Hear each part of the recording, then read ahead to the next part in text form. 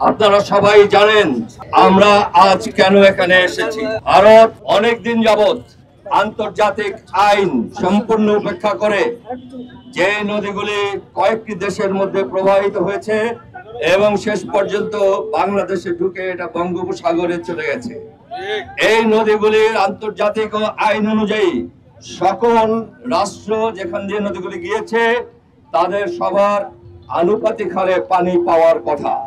ভারত একতরফা ভাবে এই আন্তর্জাতিক আইন লঙ্ঘন করে এরকম প্রায় 52টা নদীর উপরে বাঁধ দিয়ে বাংলাদেশের পানি বন্ধ করে দিয়েছে। এতে বাংলাদেশের যে ক্ষতি হয়েছে, 1 নম্বর হচ্ছে আমাদের যে সমস্ত জমিতে আগে ফসল হতো সেই ফসলি জমিগুলি এখন পানির অভাবে একদম বিরান হয়ে গেছে এবং আমাদের ফসল উৎপাদন কমে গেছে। ভারত সেই সুযোগে তার পণ্য বাংলাদেশে পাঠিয়ে ব্যবসা করছে। 2 নম্বর, আমাদের নদীগুলি শুকিয়ে অনেক ছোট হয়ে গেছে, যাতে বর্ষার সময় যখন অতিরিক্ত পানি বৃষ্টির কারণে আসে অথবা ভারত বাঁধ খুলে দেওয়ার ফলে আসে, সেই পানি আর এই চিকন নদীগুলিতে বা খালগুলিতে জায়গা হয় না, এটা বিভিন্ন জায়গায় প্লাবন হয়, আমাদের জনগণের কষ্ট হয়। আপনাদের আজকে যাদের বয়স 20 বছর বা 25 বছর পর্যন্ত বা আরো একটু বেশি, তারা নোয়াখালী এলাকায় কোনোদিন বন্যা দেখেননি। কারণ নোয়াখালী এলাকায় যে নদীগুলি ভারত থেকে ঢুকেছে সেগুলি বাদ দেওয়া ছিল, সেই বাঁধগুলি কখনোই ভারত ইতিপূর্বে খোলেনি। তাতে করে আমাদের জনজীবন একটা শুকনো, বর্ষার মৌসুমেও একটা শুকনো পরিবেশে অভ্যস্ত হয়ে গেছে। আজকে হঠাৎ করে ভারতের ওদিকে বেশি বৃষ্টি হওয়ার কারণে ভারত একতরফা ভাবে আমাদেরকে কোন রকম পূর্ব ঘোষণা না দিয়ে, পূর্ব প্রস্তুতির সময় না দিয়ে বাঁধগুলি খুলে দিয়েছে। সমস্ত নোয়াখালী কুমিল্লা এলাকা এখন প্লাবনে প্লাবিত, অনেক লোক ইতিমধ্যে মৃত্যুবরণ করেছে। আপনারা কোলের শিশু পর্যন্ত দেখেছেন কত অসহায় অবস্থায় তারা আছে।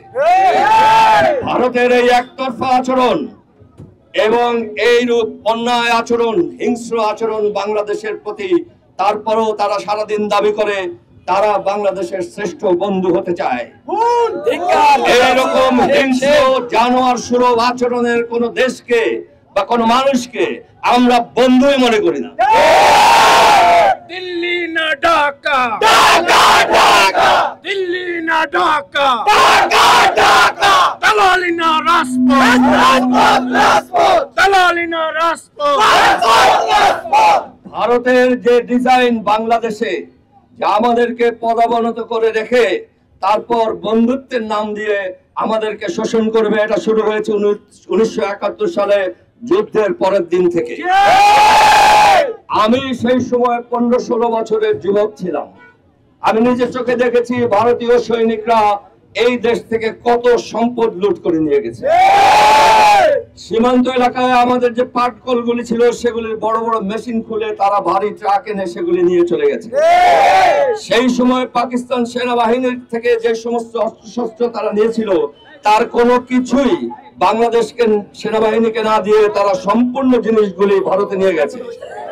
আমি পরবর্তীকালে নিজে কুমিল্লায় একটা ব্যাটালিয়নে চাকরি করার সময় ভারত থেকে উদ্ধারকৃত কিছু যন্ত্রপাতি পেয়েছিলাম, যেগুলি কোনোটাই তারা ফেরত দেওয়ার সময় ব্যবহারযোগ্য রাখেনি। তারা ভাঙাচোরা জিনিসপত্র ফেরত দিয়ে আমাদেরকে বুঝ দিয়েছে। সেই সময় ভারত বাংলাদেশী সরকারের সাথে কোন রকম আলোচনা ছাড়াই অনেক সিভিল প্রশাসনের ভারতীয় চাকরিজীবীকে ঢাকায় পাঠিয়ে দিয়েছিল আমাদের সচিবালয়ে বসার জন্য। সেই 71 সাল থেকে ভারত আমাদের যুদ্ধে যে সহযোগিতা করেছিল, সেই সহযোগিতার বড় উদ্দেশ্য আমাদেরকে স্বাধীন করার থেকে বেশি ছিল এই দেশটাকে পদাবনত করে এখানের এই 18-20 কোটি মানুষের বাজারটা দখল করা আর তৎকালীন পাকিস্তানকে ভেঙে 2 টুকরা করা। ভারত তার নিজের স্বার্থে আমাদেরকে তখন সাহায্য করেছিল, কিন্তু আপনারা জেনে অবাক হবেন যে সাহায্যের দাবি তারা আজকে করে, সেই সময়ে মুক্তিযোদ্ধারা সেই সাহায্যের অগ্রভাগে ছিল। ভারতীয় কোন ব্যাটালিয়ন বাংলাদেশের ভিতরে ঢোকার সময় মুক্তিযোদ্ধাদের সামনে রাখতো, তারা পথ দেখাতো, তারা তাদের রসদ গোলাগুলি সমস্ত বহন করে দিত, এবং শুধু তাই নয়, তারা এই মুক্তিযোদ্ধাদের সামনে রাখতে এই কারণে যে পাকিস্তানিরা যদি মধ্যবর্তী জায়গায় কোনো মাইন লাগিয়ে থাকে, সেই সমস্ত মাইনে যাতে আগে বাংলাদেশিরা নিহত হয়। এবং আমি অনেক সেই আমলের যুবককে জানি, তা যারা ভারতীয় একটা ব্যাটালিয়নকে খোলা মাঠের মধ্যে দিয়ে আনার সময় মাইনে নিহত বা আহত বা পঙ্গু হয়েছেন।